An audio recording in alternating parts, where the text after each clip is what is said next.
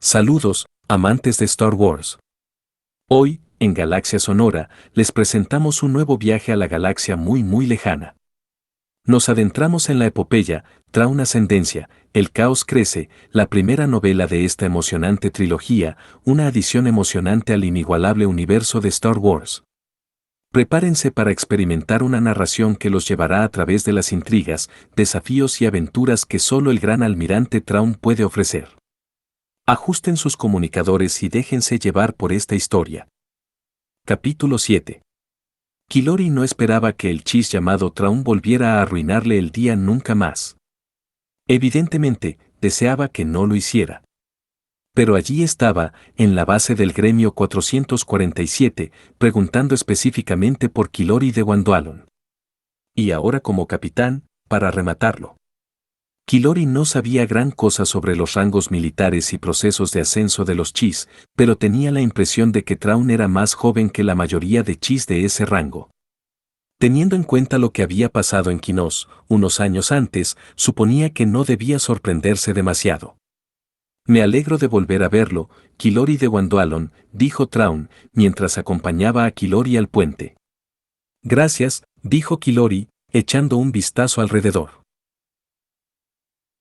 Nunca había estado en una nave de guerra Chiss y la diferencia con los habituales cargueros y cruceros diplomáticos de sus misiones era radical, como entre lo dulce y lo amargo.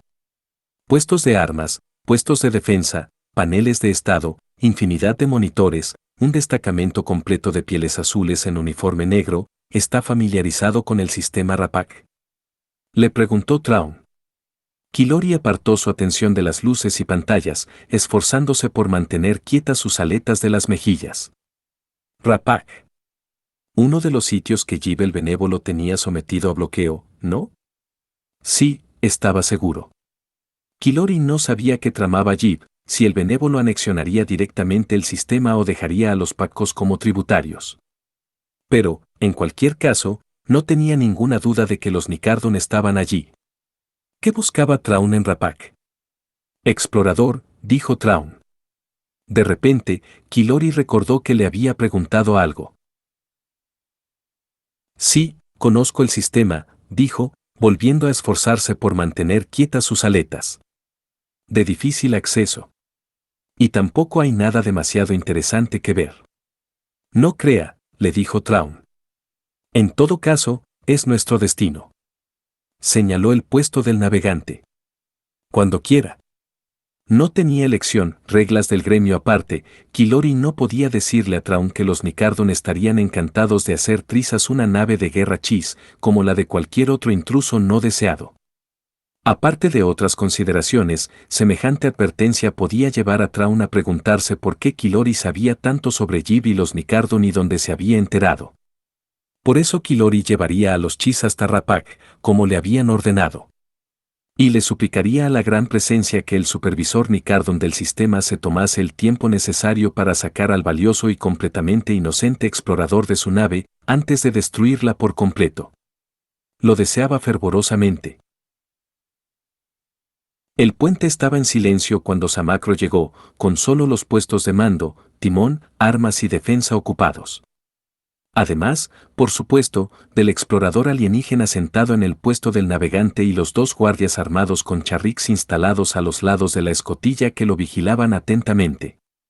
La comandante Lod Albumik estaba sentada en la silla de mando, martilleando el reposabrazos con los dedos, mientras contemplaba el cielo ondulado del hiperespacio por la ventanilla. Levantó la vista cuando Samacro llegó hasta ella. «Capitán», saludó. «Comandante», respondió Samacro. ¿Alguna novedad? El explorador salió de su trance hace una hora, hizo un descanso de 10 minutos y volvió a ponerse el casco, dijo Dalbu. Dijo que en otro turno de 3 horas deberíamos llegar a Rapak. Registramos la ubicación cuando estábamos en espacio normal y parece que estábamos en la posición correcta. ¿Ha informado de todo esto al capitán? Dalbu encogió levemente los hombros. Le he enviado un mensaje. Pero no sé si lo habrá leído, eso deberá preguntárselo a él. Samacro entornó los ojos. Un comentario irrespetuoso, pero sin llegar a ser motivo de sanción. Dalbu no era de las que se formaban aquel tipo de opiniones por sí misma, mucho menos de las que tenían suficiente audacia para expresarlas abiertamente. Al parecer, Caril había compartido su descontento por la nueva estructura de mando con sus colegas oficiales. Seguro que el capitán Traun está al corriente, le dijo. Mantenga las cosas como están durante una hora más y después empiece a preparar el halcón de primavera para el combate. ¿Quiero que todos los combate? Le interrumpió Dalbu, abriendo mucho los ojos. ¿Vamos a entrar en combate? Quiero todos los puestos de combate activos antes de que lleguemos a Rapak, remató Samacro. Pero, ¿combate? Es probable, dijo Samacro. ¿Por qué? Creía que teníamos algún otro motivo para regresar a Rapak. Dalbu torció los labios, prácticamente en un mohín. Supuse que el capitán Traun había olvidado algo y veníamos a recuperarlo. Samacro la miró, contando hasta 5 en silencio. El mohín de Dalbu había desaparecido a la cuenta de 2 y cuando terminó estaba visiblemente incómoda.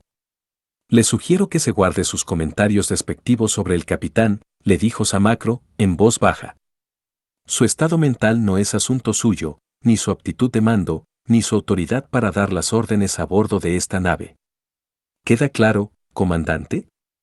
Sí, señor, dijo Dalbu, en un tono más apagado. Pero, ¿estamos autorizados a combatir contra esa gente? Siempre estamos autorizados a defendernos, le recordó Samacro. Y, viendo la reacción de las naves de bloqueo en nuestra última incursión, sospecho que no tendremos que esperar mucho para tener que defendernos. Sí, señor, masculló Dalbu, bajando la vista. Samacro frunció los labios, mientras su enfado con ella se diluía. Por desgracia, tenía parte de razón. Su última incursión en el sistema había salido bien, pero entonces contaban con el apoyo de un dragón nocturno. Ahora estaban solos. No estaba a bordo del halcón de primavera cuando Traun lo comandaba, ¿verdad? No, señor, respondió Dalbu. Pero he oído historias sobre su temeridad. Le recomiendo no tomárselas muy en serio, le aconsejó Samacro.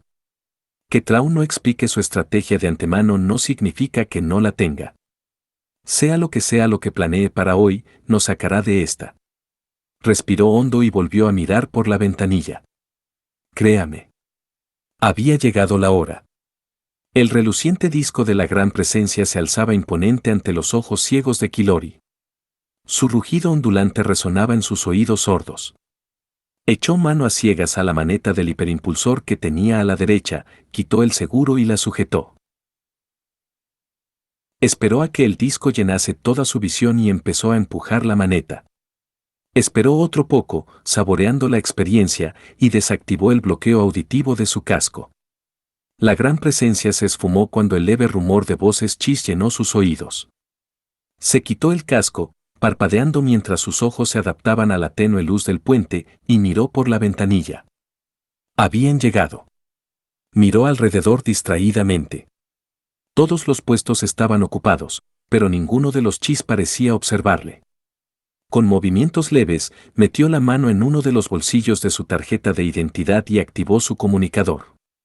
Había dedicado los 3 últimos periodos de descanso a grabar un mensaje para las naves Nicardon que acechaban en el sistema, además de haber intentado encontrar la manera de acceder al transmisor de corto alcance de la nave.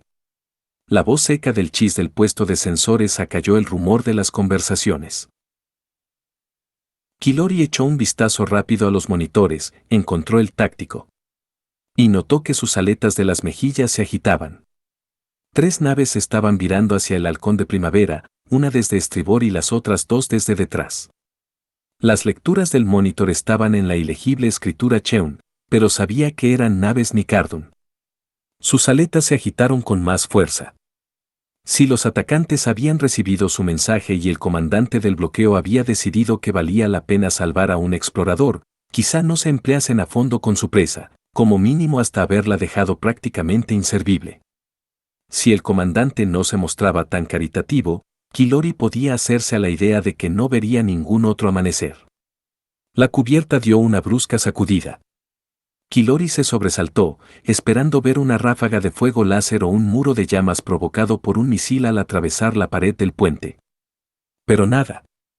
Volvió a mirar la pantalla táctica, frunciendo el ceño. Y se puso tenso.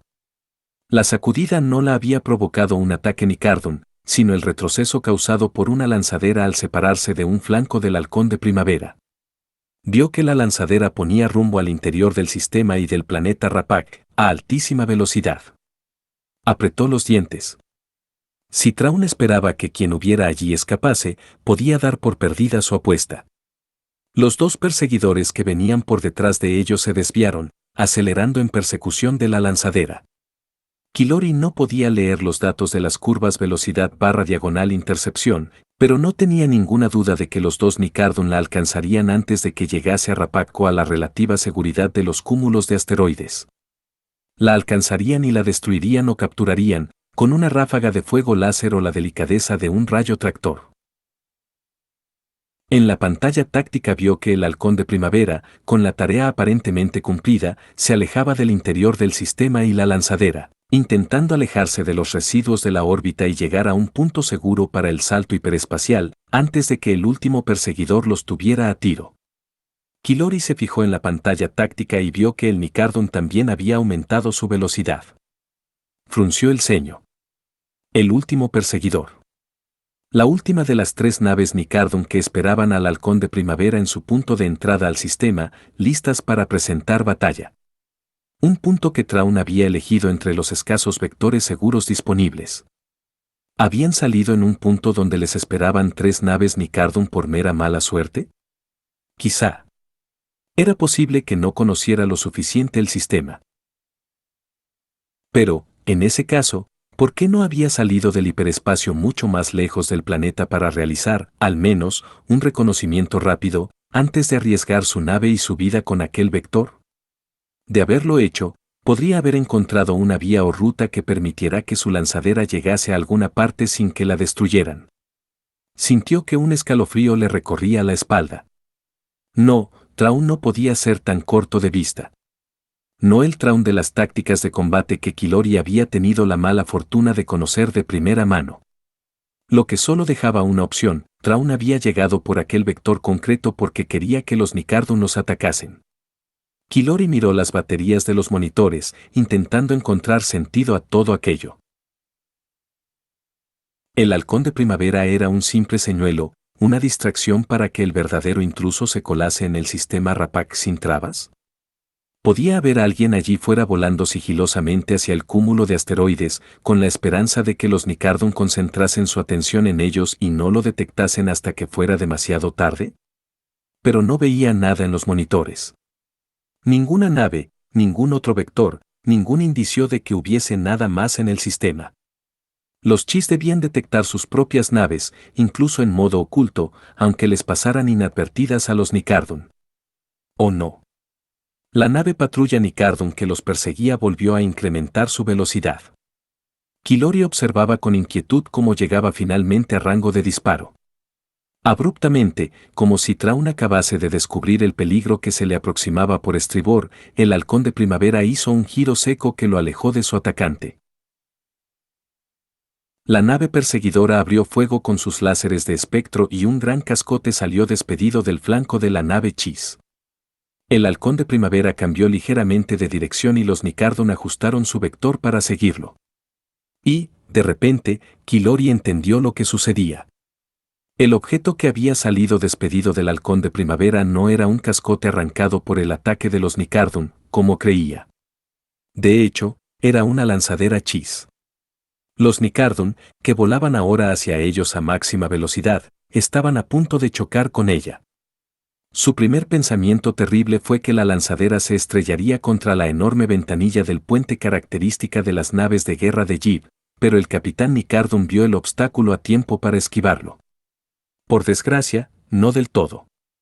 La lanzadera no impactó con el puente, sino con la batería de cañones de babor, destruyendo láseres y lanzamisiles, lo que provocó que la nave empezase a rotar sobre su eje.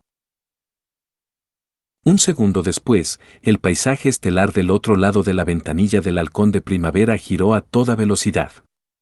La nave Chis también estaba rotando.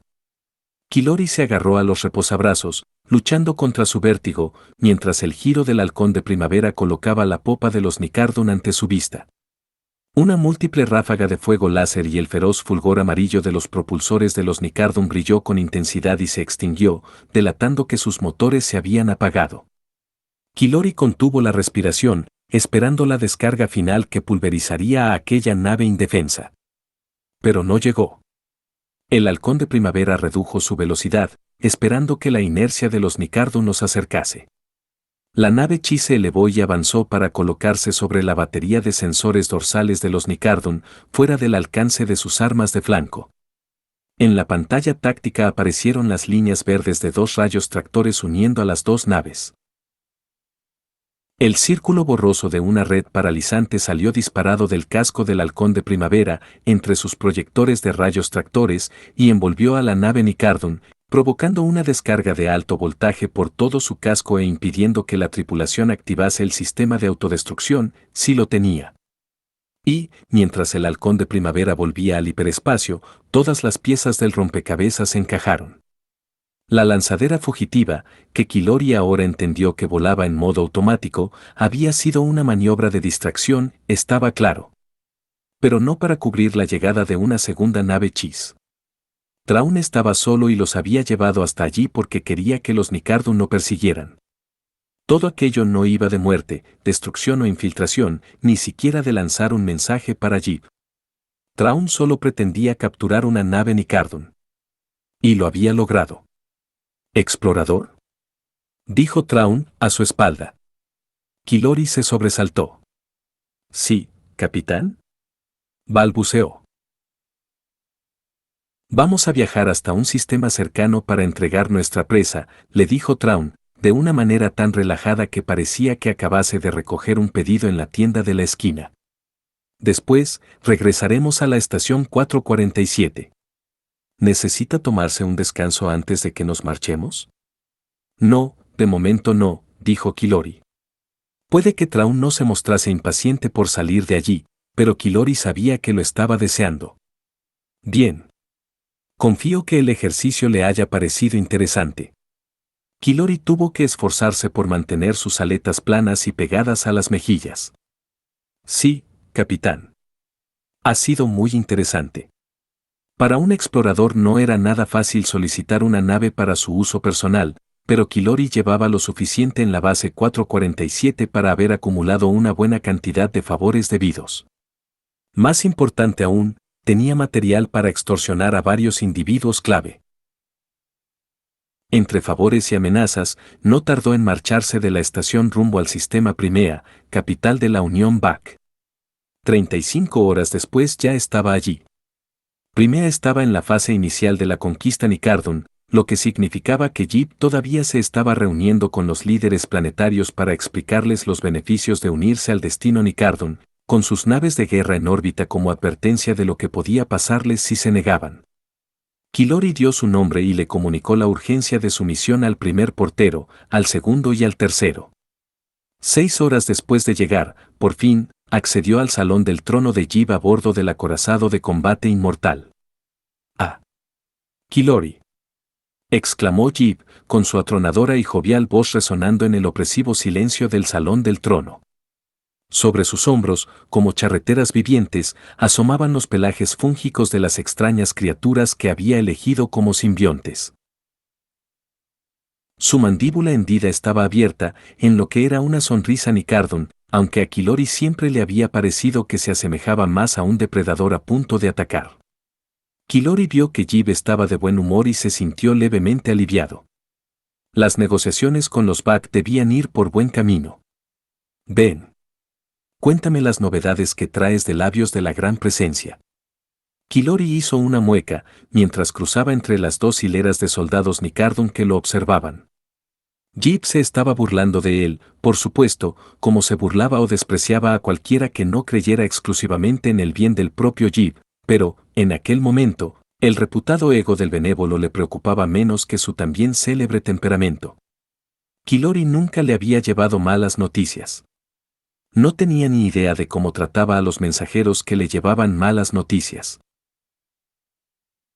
Traigo noticias de Rapak, su benevolencia, dijo, deteniéndose entre el último par de guardias y estirándose boca abajo en la fría cubierta a los pies de Jib. Noticias y una advertencia. Ya me han dado esas noticias, dijo Jib, con su jovialidad inicial disipándose como rocío matutino bajo dos soles gemelos. ¿Quieres malgastar mi tiempo con historias que ya conozco? En absoluto, su benevolencia, dijo Kilori, notando todos los ojos y armas apuntando a su espalda. Ya esperaba que supiera que una de sus fragatas de bloqueo ha sido capturada, pero yo puedo darle el nombre del responsable. ¿Eras el navegante de su nave? Sí, su benevolencia. Pidió específicamente mis servicios. Jib se quedó un buen rato en silencio. Kilori no se movió, intentando ignorar la espeluznante sensación que hormigueaba bajo su piel. Levanta, explorador, dijo Jib. Levántate y cuéntamelo todo. Aliviado, Kilori se incorporó. Notó un golpe en los hombros, un golpe corto y seco. Se puso de rodillas. Los Chis vinieron a contratarme, su nombre, Kilori, dijo Jib, en un tono sereno pero letal. Ya sé que la nave era Chis. Quiero su nombre. Las aletas de Kilori se agitaron. Traun. Capitán Traun. Su nombre completo. Las aletas quedaron inmóviles, presa del pánico. No lo sé, balbuceó. Nunca lo oí. ¿Y no te molestaste en descubrirlo para mí? Lo siento, dijo Kilori, mirando los pies de Jib, sin atreverse a levantar la vista hacia su jovial e implacable cara. Supo que iba a morir, repentinamente consciente de la fragilidad de su existencia. La gran presencia lo esperaba. ¿Quedaría absorbido y perdido para siempre en ella? ¿O la gran presencia lo consideraría digno de cabalgar por las montañas del hiperespacio, guiando a futuros exploradores por el caos? El salón quedó unos instantes en silencio. Volverás a verlo, le dijo Jib, finalmente. Y, cuando lo hagas, averiguarás su nombre completo para mí. Por supuesto, su benevolencia, por supuesto, dijo Kilori, apresuradamente, temeroso de la esperanza que renacía en su interior. ¿Compasión? ¿De Jib el benévolo? No, claro que no. Jib no sentía compasión por nadie. Kilori solo era una herramienta que todavía podía serle útil. De momento. Vuelve a tu base, dijo Jib. Sigue guiando tus naves. Haz tu trabajo. Continúa con tu patética vida. Y tráeme su nombre.